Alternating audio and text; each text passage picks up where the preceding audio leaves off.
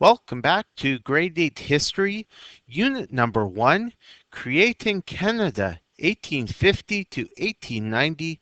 This is Lesson Number 9. How did Confederation impact Central Canada and the Maritimes? What were the consequences of Confederation for First Nations?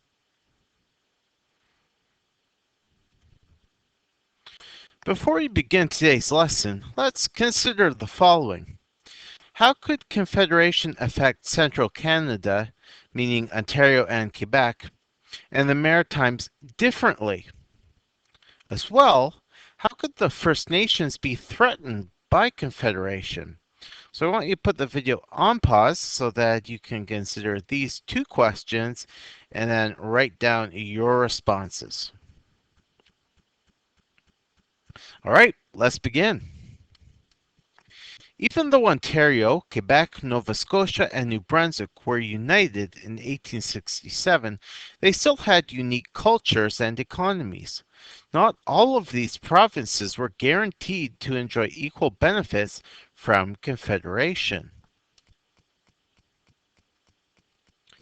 Confederation gave the federal government the power to set national economic goals. New factories produced everything from shoes and textiles to glass and furniture. Manufacturing industries grew noticeably in Ontario and Quebec. Small villages turned into factory towns with many people moving in to find work. Retail stores expanded to sell the products created in the factories. Like Ontario and Quebec, the Maritime provinces experienced a period of industrial growth following Confederation. Nova Scotia and New Brunswick imported cotton, tea, sugar, and spices from the US, the Caribbean, and Asia. These products were then distributed across the country. Smaller communities were built along railway lines. These new communities built factories to produce textiles, glass, and rope. Unfortunately, manufacturing in the Maritimes ran into trouble in the 1880s. Transporting goods to the rest of Canada was expensive. Manufacturers found themselves competing for business with manufacturers in Ontario and Quebec. The tariffs that had been placed on imports forced maritime businesses to purchase from Ontario and Quebec, and their products were already expensive. Soon, many maritime businesses were closed down, and maritimers moved to Western Canada or the US. Tensions between Protestants and Catholics increased following Confederation. In Ontario, the English Protestant majority wanted Canada to maintain its British connection and make English and Protestantism the official language and religion for the country. In Quebec, many people wanted to cut the connection to Britain and ensure the protection of French and Catholic rights. Just take a look at this illustration here on the left. In 1875, the Jubilee riots broke out in Toronto. The riots were a result of disagreement between Catholics and Protestants over a parade being held to celebrate Catholicism in the city.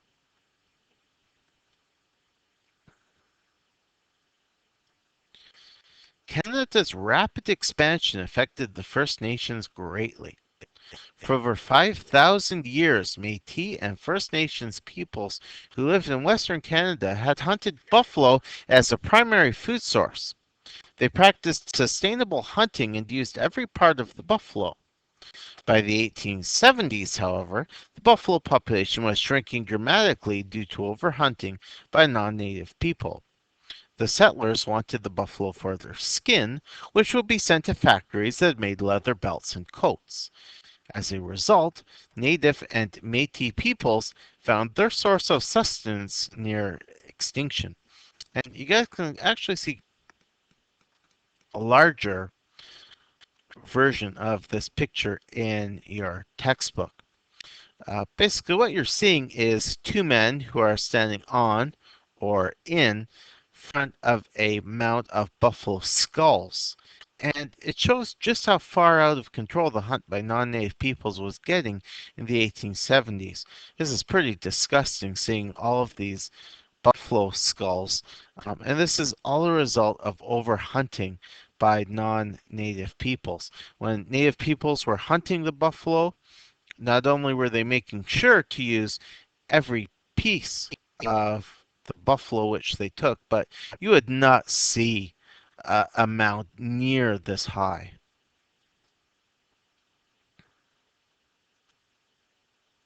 In order for more settlers to move to the northwest, the Canadian government needed more land. The numbered treaties were a series of treaties negotiated between the government and First Nations between 1871 and 1921. In return for giving their land to the government, the First Nations received a variety of reserve or set aside lands, money, tools, and the right to hunt and fish on the reserves. And you may not be able to make out all of the treaty numbers very clearly from this image here, but that's not what I'm asking you to do here. Rather, what I'm asking is looking at these colored areas where different treaties were signed, do you see any patterns about where or when the treaties were signed? Put the video on pause so that you can take a closer look at this image. All right, let's continue. Unfortunately, the Canadian government did not live up to its promises. Often, what the First Nations received was far less than what they understood to have been negotiated. The reserve lands were often very poor, and the government did not provide a sufficient amount of money and tools to help the native people settle in their new lands. After Confederation, the Canadian government created laws regarding the First Nations. In 1876, these laws were combined to create the Indian Act. This act was designed to control First Nations peoples throughout the country. In Parliament, Prime Minister MacDonald stated that the goal of the Indian Act was to assimilate the First Nations. The Métis and the Inuit were not included in the definition of quote unquote Indian, and as a result, they received no government benefits. What's really sad is that many of the terms of the Indian Act are still in effect today. We'll be talking more about the Indian Act and how it affected First Nations peoples in a number of upcoming lessons through the rest of the semester. A horrific method of assimilating the First Nations was created in 1883. Residential schools, which were led by various Christian religious organizations, took native children as young as 4 and kept the children away from their parents until they became adults. The children were forced to stop speaking their native languages and stop practicing their native traditions. They were made to learn English or French and wear European fashions. Children who did not cooperate were beaten. In a future lesson, we will learn about the consequences of the residential school system. And yes, these two pictures are of the same child. And my question for you is, how did these 1897 photos show a native child being assimilated in a residential school?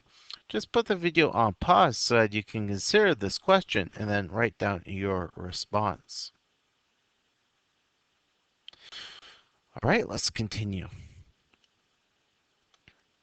In 1873, the Canadian government created the Northwest Mounted Police to maintain law and order in the Northwest. The NWMP had two main objectives: to ensure that the First Nations complied with the Indian Act and to stop the illegal whiskey trade that Americans were running. Although the NWMP was tasked with keeping the First Nations compliant, in time the First Nations appreciated that the NWMP was protecting them from American whiskey traders, and a relationship of trust between the two groups was formed. Just take a look at this historic image here. My question for you is, why was it important to establish cooperation between First Nations peoples and the Northwest Mounted Police? Please put the video on pause so that you can write down your response to this question. All right, and to wrap things up, we are going to share our answers to the following two questions in our next class. Question number 1. How did Confederation and the national policy cause the Maritimes to decline while the rest of Canada prospered? And 2. How did the policies introduced by the federal government conflict with the First Nations way of life? So what you're going to do is put the video on pause so that you can write down your responses to these two questions. If you don't feel confident in your ability to answer either or both of these questions, means you need to go back and watch this video at least one more time. And then when you're ready, put the video on pause. And I look forward to hearing everybody's responses to these, as well as the other questions which were posted earlier throughout this recording. But until we meet again, this concludes today's video.